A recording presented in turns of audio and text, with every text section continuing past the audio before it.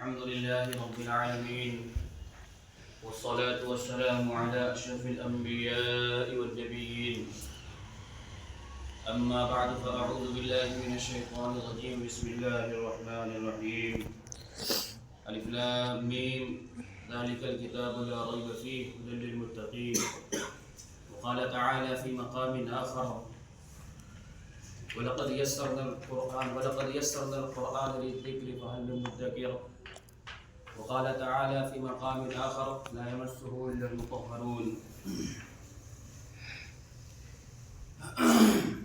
صدق الله مولانا العظیم۔ اسٹیج پر تشریف فرما حضرات علماء اکرام،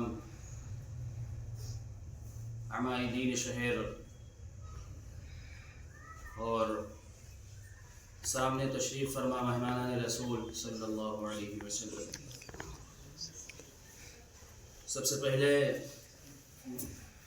تو میں ان حافظ ہونے والے بچے یا یہ کہ جنہوں نے آج ایک نشست میں خدا کا کلام قرآن پاک سنایا ہے، یہ بڑی سعادت کی بات ہے جو انہوں نے حاصل کی ہے، تو ان کے لیے سب سے پہلے تو مبارکباد، اللہ تعالیٰ علم و عمل میں برکت دے اور تا زندگی قرآن کو اپنے سینے میں محفوظ رکھنے کی سعادت دے، توفیق دے۔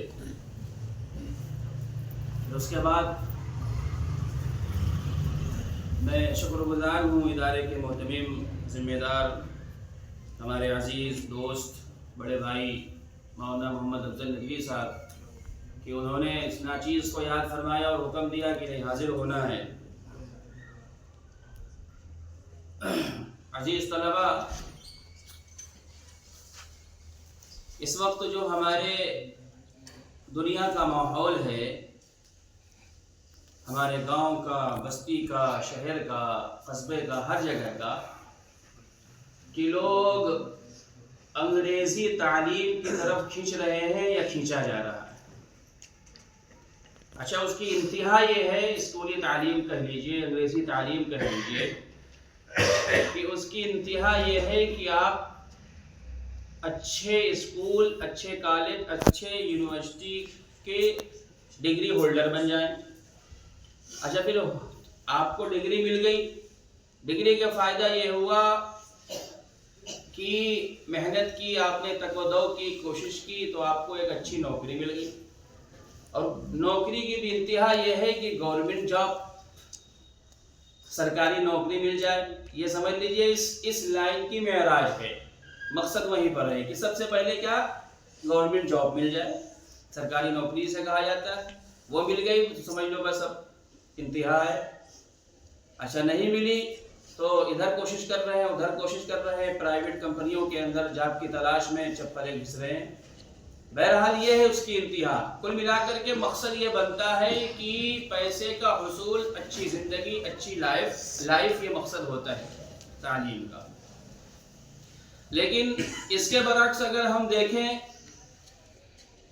دینی تعلیم کی انتہا، اس کا اثر، اس کی فکر، تو ہماری اپنی نادانی اور ہماری اپنی کم علمی، کم عقلی، یا یہ کہہ دیجئے کہ اہمیت اور حیثیت نہ سمجھنے کی بنا پر یہ بن گئی ہے کہ یہ حافظ بن جائے گا لڑکا، عالم بن جائے گا، زیادہ سے زیادہ کیا کرے گا، پڑھنے پڑھانے میں لگے گا، اور مؤذن بن جائے گا، مدرسے کی مسجد کے اندر امام بن جائے گا، یا مدرسے کے اندر مدرس بن جائے گا، چھوٹی موٹی یا کم تنخواہیں ہوں گی، زندگی گزارے۔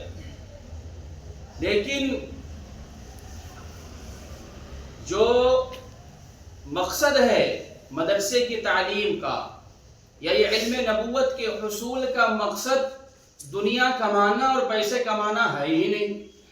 سب سے پہلے اس کا مقصد یہ ہے کہ اللہ راضی ہو جائے۔ ہم لوگ جو مدرسے میں پڑھ رہے ہیں، اس کا کیا مقصد ہے کہ ہم سے اللہ راضی ہو جائے، اللہ نے کیا چیزیں حلال کی ہیں ہمارے لیے ہم وہ جان جائیں، اللہ نے ہمارے لیے کیا چیزیں حرام کی ہیں وہ ہم جان جائیں، اور ہم دنیا کے اندر کیوں بھیجے گئے ہیں، ہمیں بنانے والے نے کس لیے بنایا ہے، اور ہمیں زندگی حضرت محمد مصطفیٰ صلی اللہ علیہ وسلم کی سیرت کے اوپر اور آپ کے نقش قدم پر چلتے چلتے گزارنا. یہ ہے ہمیں مدرسے میں آنے کا مقصد. مدرسے کی تعلیم کا مقصد یہ ہے جو ہمیں یاد رکھنا چاہیے. یہ ہے ہمارا مقصد.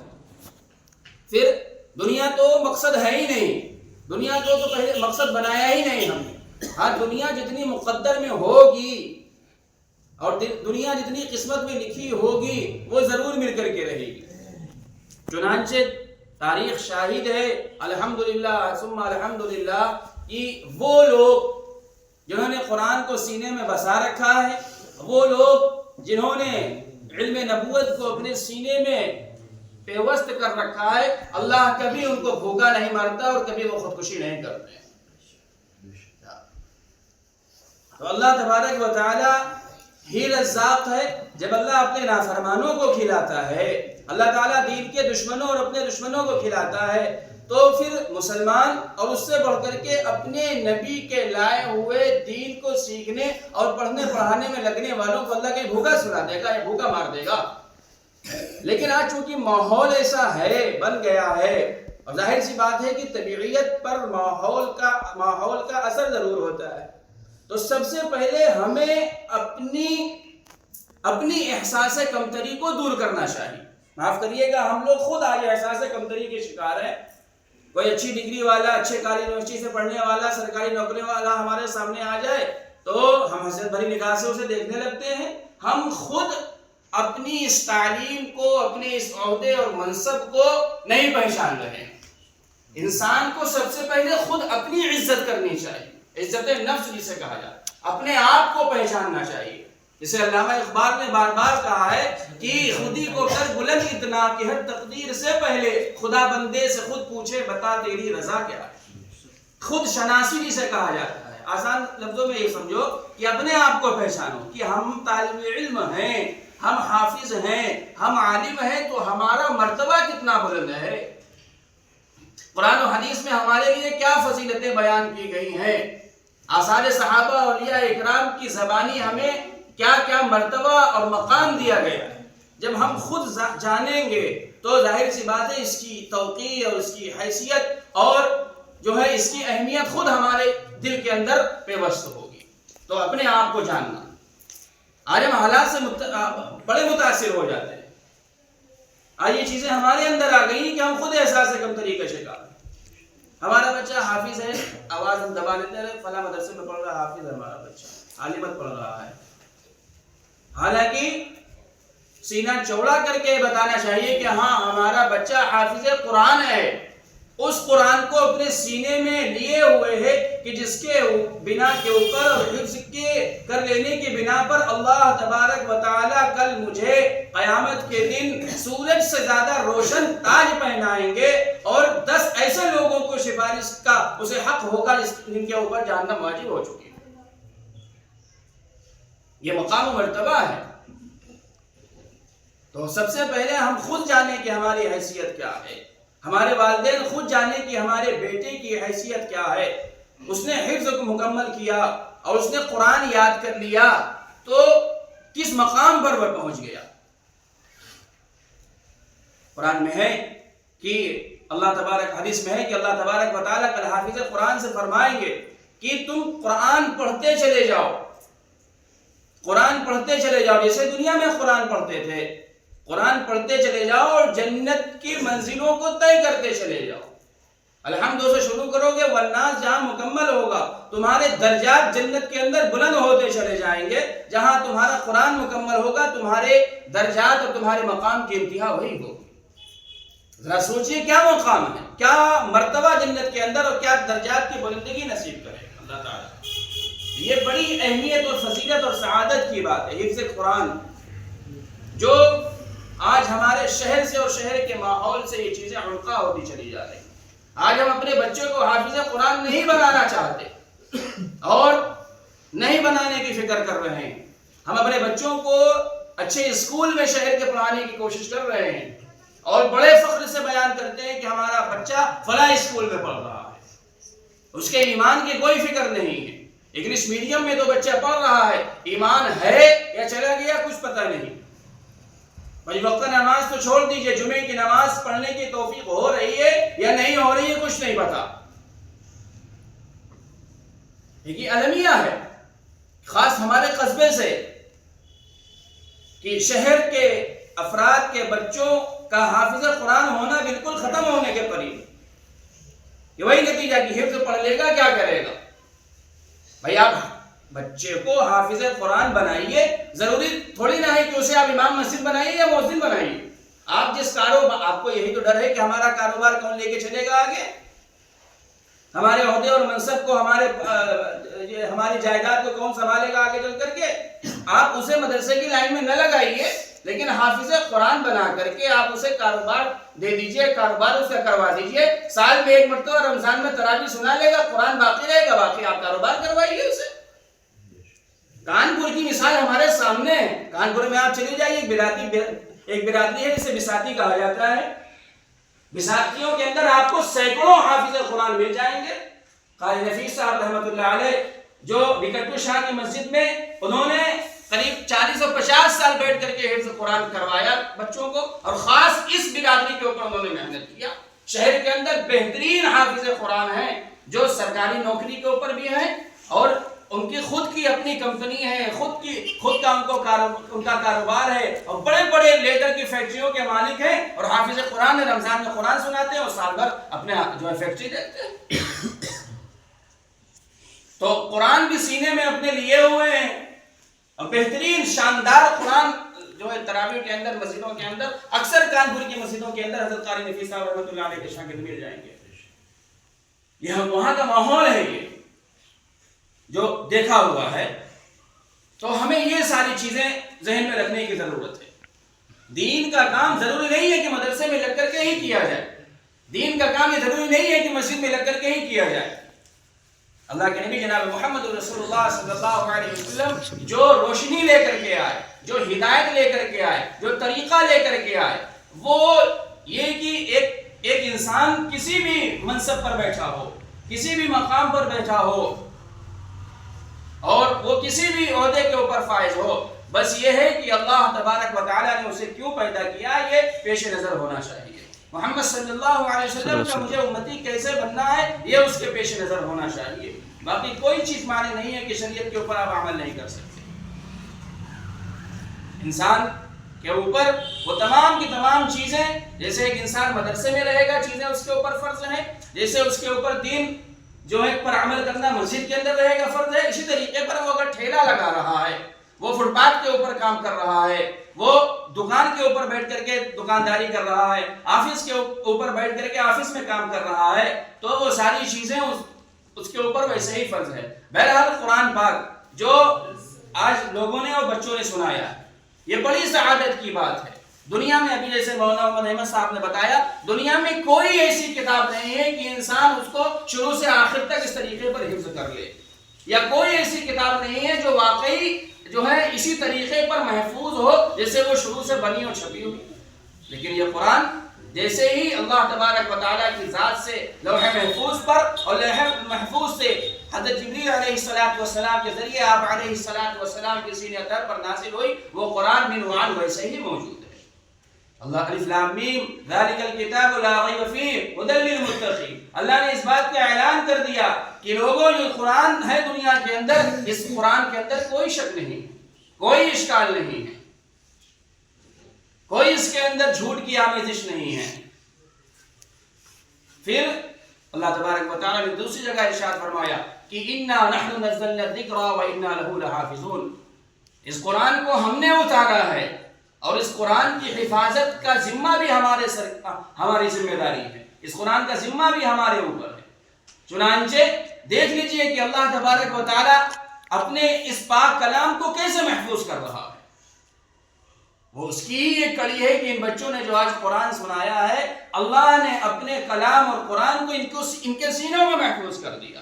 اب یہ پڑھیں گے، تعلیم پوری کریں گے، پھر یہ پڑھنے پڑھانے میں لگیں گے، دوسرے طلبہ، دوسری نسل جو آئیں گی ان سے علم حاصل کریں گی، گویا کہ انہوں نے اپنے اس قرآن کو جو سینوں میں بسایا ہے، اس سیکھے ہوئے اور بسائے ہوئے قرآن کو اگلی نسل میں منتقل کر دیں گے۔ اللہ تبارک و تعالی نے یہ شکل فرمائی کہ اس طریقے پر اللہ تبارک و تعالی اپنے کلام کو محفوظ فرمائیں۔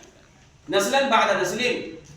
جیسے اللہ کے تبارک و تعالیٰ کی ذات سے لوح محفوظ سے نبی علیہ السلام کے سینے اقدس پر قرآن نازل ہوا. یہ چلتا بچلتا رہا چلا آیا جو سلسلہ کہا جاتا ہے. یہ کہہ لیجیے ہمارے مدارس میں جسے سلسلۃ الذہب کہا جاتا ہے. جیسے حدیث کی روایت ہم لوگ کرتے ہیں کہ انہوں نے ان سے سنا, ایسے ہی قرآن کی بھی روایت ہے کہ سینہ بسینہ اور قرآن نسل در نسل اور نسلاً بعد نسل چلتا چلا آیا اور یہ قیامت تک چلتا رہے گا انشاءاللہ. اللہ تعالیٰ قرآن کو بھی محفوظ رکھیں گے اور حفاظ قرآن کو بھی محفوظ رکھیں گے, اور قرآن کے پڑھنے پڑھانے والے, قرآن کے پڑھنے پڑھانے کی فکر کرنے والے, وہ جگہ وہ مقام, ان سے محبت کرنے والے, ان کو عزت کی نظر سے دیکھنے والے, ان کی تکریم کرنے والوں کو سب کو اللہ تعالیٰ محفوظ رکھے گا انشاءاللہ. تمام کی تمام چیزیں محفوظ رہیں گی. دشمن لاکھ کوشش کرتے اور لاکھ کوششیں کی گئی, لاکھوں قرآن کے نسخوں کو جلایا گیا, قرآن کے نسخوں کو دریا برد کیا گیا, نظر آتش کیا گیا, لیکن قرآن میٹھا کہ نہیں میٹھا؟ نہیں میٹھا. 1447 سال چل رہا, شعبان کا مہینہ چل رہا, اور چھوٹے چھوٹے بچوں نے قرآن کو اپنے سینے میں محفوظ کر لیا. ہے دنیا کی کوئی کتاب جو اس طریقے پر یاد کر لیا جائے؟ آئے باطل طاقتیں اور ہمارے دیکھیں ان بچوں کو اور ہوش کے ناخن لیں کہ ان کے آباء اور اجداد اس فکر میں چلے گئے کہ قرآن کو مٹایا جائے گا, اور اس فکر کے اندر ہیں, اور ابھی ان کی نسلیں چلی جائیں گی اس فکر میں کہ قرآن کو مٹایا جائے. قرآن نہیں مٹ سکتا. قرآن کو محفوظ کرنے والے ہمیشہ اور ہر زمانے کے اندر محفوظ رہیں گے. یہ اللہ کا معجزہ ہے, یہ معجزہ ہے کتاب, واقعی معجزہ ہے. کوئی پتلی کتاب انسان یاد نہیں کر سکتا. تقریر کی کتابیں ہیں, رٹنے میں لگ جائیے طالب علم کے زمانے میں رٹتے یاد ہی نہیں ہو رہی, یاد ہوئی تو نکل گئی باتیں. لیکن قرآن یہ ہے کہ جو سورتیں, جو پارے اور جو صفحات یاد کر لیے وہ ابھی تک یاد ہیں. 6 7 8 سال کی عمر میں قرآن یاد کیا, پتہ چلا 70 اور 80 سال کی زندگی ہو گئی, وہی ساری چیزیں محفوظ ہیں. اگر کسی نے پڑھا کہیں زبر کو زیر یا زیر کو پیش پڑھ دیا تو فوراً دماغ یہ بتاتا ہے کہ نہیں یہ غلط پڑھ رہا ہے, یہاں زیر نہیں زبر ہے, یہاں زبر نہیں پیش ہے. یہ اللہ تبارک و تعالیٰ, پھر واقعی اللہ تعالیٰ نے اس کو آسان کیا ہے. جیسے کہ فرمایا وَلَقَدْ يَسَّرْنَا الْقُرْآنَ لِلذِّكْرِ فَهَلْ مِن مُدَّكِرٍ. ہے کوئی حاصل کرنے والا, ہے کوئی سمجھنے والا, ہے کوئی اس بات کو غور کرنے والا, اس بات کے اوپر قرآن کو ہم نے آسان کر دیا. یہ اللہ کی طرف سے آسانی ہے, اور اللہ کی طرف سے یہ یسر کا معاملہ ہے. واقعی اللہ کا یہ معجزہ ہے کہ انسان اور طالب علم چھوٹا اور نوعمر کا یاد کر لیتا ہے. دوسری کوئی کتاب نہیں یاد ہوتی, رٹنے کا من بھی نہیں کرتا. ایک کتاب ایک بار مطالعہ کر لیجیے, دوبارہ پڑھنے کا دل نہیں کرتا. لیکن قرآن یہ ہے کہ جب پڑھیے نئی بات ہے, جب پڑھیے الگ ذائقہ, الگ چاشنی, الگ مٹھاس, جب پڑھیے الگ ترجمہ, الگ تفسیریں سمجھ میں آتی رہتی ہیں. جس بھی نماز میں کھڑے ہوئے ہزاروں مرتبہ لاکھوں مرتبہ سورتیں پڑھی جا چکی ہیں, لیکن پڑھی جاتی ہیں ذرا سے بھی اکٹاہٹ نہیں ہوتی, مزہ ہی آتا ہے. یہ قرآن کا معجزہ ہے. بہرحال یہ ہمیں سب سے پہلے اپنی عزت اور اپنے منصب اور اپنے عہدے اور اپنی جو حیثیت ہے اسے پہچاننے کی ضرورت ہے. پھر ہمیں جو اللہ تبارک و تعالی نے دیا, دوسری بات یہ میں کہنا چاہوں گا, جو سنایا ہے قرآن کہ یہ بڑی دولت ہے, اس کو محفوظ رکھا جائے. حدیث کے اندر ہے کہ جس طریقے پر جانور کی رسی کھل جائے اور بھدکنے میں وقت نہیں لگاتا, اسی طریقے پہ قرآن اگر بد احترامی کی جائے اور اس کی بے احترامی کی جائے تو قرآن اس سے زیادہ تیزی سے جاتا ہے. آج ہم دیکھتے ہیں کہ قرآن یاد کر لیا, پڑھنے پڑھانے کے زمانے میں بڑے ذہین تھے, لیکن بے توجہی ہوئی, بے تکریمی ہوئی اس کی, تو قرآن نکل گیا, اب ایک پارے بھی یاد نہیں رہے. تو ہمیں یہ بیٹو سمجھنے کی ضرورت ہے کہ قرآن اللہ تبارک و تعالیٰ نے ہمارے سینوں کے اندر بسانے کی توفیق دی, ہمیں یاد کرنے کے لیے آسان کیا. یہ بڑی بات ہے. دیوبند کے اندر ایک محدث گزرے ہیں علامہ انور شاہ کشمیری رحمۃ اللہ علیہ, جن کو کتابوں کا حافظ کہا جاتا تھا, جن کو کتب خانوں کا کتب خانہ یاد رہتے تھے, اور جو یہ کہا جاتا تھا کہ مثال ان کے بارے میں کہی جاتی تھی کہ اگر دارالعلوم کے کتب خانے میں خدا نخواستہ آگ لگ جائے تو علامہ انور شاہ کشمیری رحمۃ اللہ علیہ پوری کتاب کو دوبارہ لکھوا دیں گے. لیکن وہ حسرت کیا کرتے تھے اور کہا یہ کرتے تھے کہ ساری کتابیں یاد ہو جاتی ہیں, لیکن علامہ کہتے تھے کہ ساری کتابیں یاد ہو جاتی ہیں اور محفوظ کر لیتا ہوں، لیکن قرآن میں انور شاہ کا بس نہیں چلتا. نئی چیزیں میں حافظ قرآن نہیں تھے، حافظ کیا کرتے تھے، بخاری کے حافظ تھے اور برسوں برس انہوں نے قرآن کو جو ہے بخاری کو پڑھایا، اور آج علم جو ہے دنیا کے اندر ان کا ڈنکا بج رہا ہے محدث ہونے کی حیثیت سے. ختم نبوت کے اوپر ان کی خدمات آج روز روشن کی طرح آیا ہیں، لیکن کہا کرتے تھے قرآن میں علامہ انور شاہ کا بس نہیں چلتا.